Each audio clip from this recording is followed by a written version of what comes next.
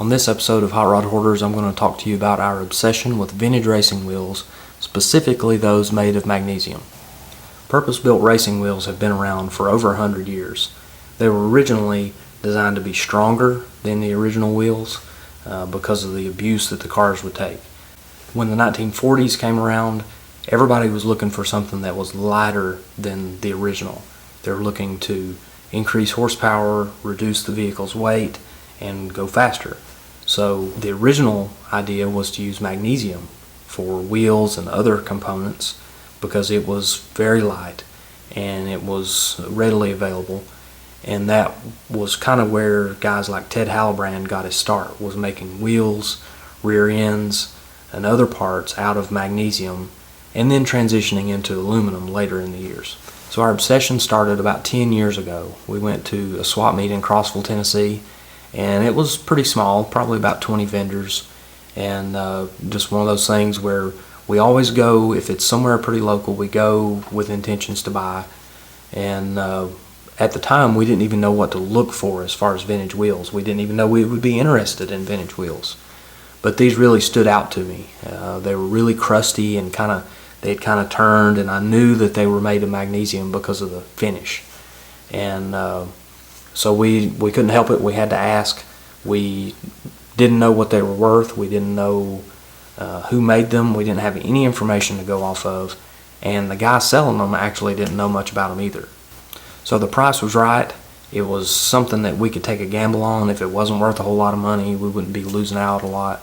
So we bought these things without knowing anything about them. And then I went back and researched sort of where they would have come from, what age they would be, just stuff like that to try to get some information on it, because they had no kind of casting marks or stamping, none of that. It was just a magnesium wheel, had 4 slots, so I had just very little information to go by. What I found was these were made by Romeo Palamides, and he was the guy who started American Racing Equipment. And this is actually some wheels that he made before he started the company. So he made these wheels and a couple other designs, made them out of magnesium, and they were intended for drag racing use. He also made some front runners that are spindle mount design that became very popular in funny cars and altereds and stuff like that.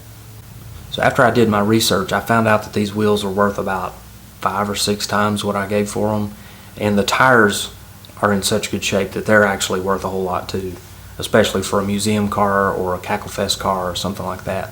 They would be worth a lot.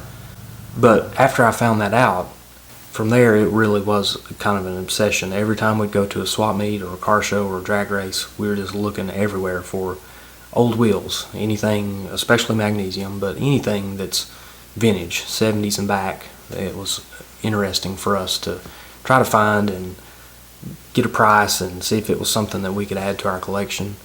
And we kind of started finding some deals. We started kind of adding to this collection, and now it's a little bit out of control, but that's why we call ourselves Hot Rod Hoarders, I guess. So in our collection, we've got a set of magnesium American Racing 15 by 4 inch Torq Thurst wheels, which are extremely popular on gassers and other types of drag cars. Those will bring a lot of money. We actually got those at a swap meet in Calhoun, Georgia. They were actually with a guy's race setup. He was racing a Kellison funny car that had a set of brand new Cragar wheels on it and brand new race tires. And he had these magnesium 5-spoke front runners and a set of ET 15 by 8 5-spoke wheels with M&H 1050-15 slicks sitting in his trailer. He was actually had a couple of them stacked up holding his side trailer door open, and my dad just happened to walk up on them and ask if they were for sale. They were cheap, and we got them. Another pair of magnesium front runners we have are some motor wheel flies, and these are extremely light because they're not a cast wheel like most of our others. They're actually spun, so they are really kind of like magnesium plate, and very thin, very lightweight. They were very popular for pro stock cars in the early 70s, and they're a little bit fragile, like you don't really want to run them on the street, but they are super cool looking, and one of those deals where I saw them at a swap meet in Nashville and just couldn't pass them up. We also have some 15 by 4 inch Cragars, which are rough and rusty, but I gave $40 for them, so you can't pass that up. We've got a bunch of aluminum slotted mags. We've got some magnesium wheels that are attached to cars, like the old Kellison funny car that we have. It's got a set of 12-spoke spindle mount wheels on it. They're American Racing, Magnesium 15 by 4. Those are pretty highly sought after, and they're pretty common, but still bring pretty good money. We actually bought an entire chassis just to get the front wheels off of it. It was an old chassis that was kind of looked like a dune buggy. It really didn't look like an old drag car.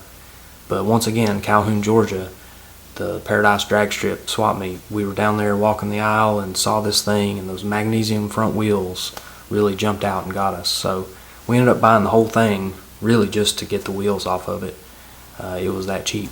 But I ended up finding out later that the chassis has a lot of history. So I'll probably talk about that in another video, because it has a pretty long history all its own. And those wheels are Halibrand spindle mount wheels with vintage M&H tires on it. Really excellent condition. I mean, this stuff has obviously been put away, on the inside, because there's no real corrosion or any real issues that those magnesium wheels tend to have if they sit outside.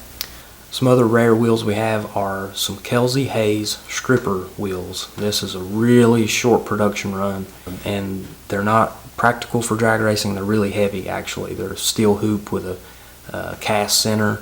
They're not ideal for drag racing, but they look kind of cool. They were on the Ford drag team promotional cars. So there was Torino and Mustang that toured the country and drag raced in Superstock. They were on those initially. They actually switched them out later because the wheels were just too heavy and not good for drag racing. You'll also see those wheels on a couple of Pro Stock Camaros. Again, they didn't get used very much because they were just heavy and kind of defeated the purpose of having a narrow front wheel when they were just as heavy as a regular stock steel wheel. A few of our magnesium wheels actually aren't drag racing wheels. One of them I bought at Can-Am Cars just outside of St. Louis.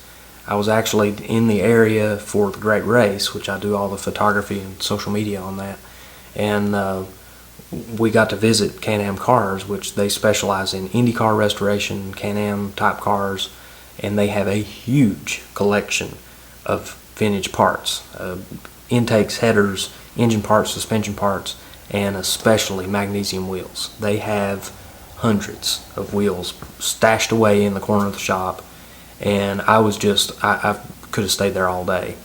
I was hanging out with the guys and kind of implied that I would want to buy one of these as a souvenir, and I told them where I was from and everything, and we kind of decided that there's no real easy way to do this, but I wanted to take something home from this place, like the epic collection of magnesium stuff. So we worked out a deal, and I bought a broken wheel off of a Lola, and it's a Halibrand wheel, but it's not fixable. It's not something I could ever use, and it's just one. But it still had the original tire on it and everything. We put it in the van that we were driving, went across country all the way to Santa Monica, California, with this crusty old wheel in the back of the van with us. And then we put it on the rig that goes along with the race to be hauled back to Tennessee. So I know I could have shipped it home, but it kind of made for a fun story to put it in the van with us, and of course we referenced it quite often because it was kind of in the way, but whatever, it was fun. We also found a couple of rear IndyCar wheels that actually were in the Indy 500 in 1981. Found those at a swap meet in Nashville and couldn't pass them up. They actually have stamped letters and a date on there. Those wheels are really cool to me because anything like that helps you document where they came from, and of course I'm kind of a nerd about that, so seeing that these things were actually in use in the Indy 500 is cool. Who knows if they ever actually made it on the track. Of course they have tons of tires and wheels mounted up ready for pit stops and things like that, so these things could have just sat in the pits, but who knows. In addition to all that, we've got a bunch of other wheels that we've just accumulated over the years. stuff that's not worth a lot, but maybe someday it will be, and we can actually use it on projects just to roll around the shop or whatever. But we've got weld wheels, center lines, we got some motor wheel spiders. We've got just a little bit of everything, including some motorcycle wheels for the front of dragsters. We got a few pairs of those. You know, just anytime we find anything that's old, and as long as the price is right, we'll grab them up, stack them up in the garage. So what exactly is the purpose of having dozens of wheels, dozens of tires, and parts and all this junk?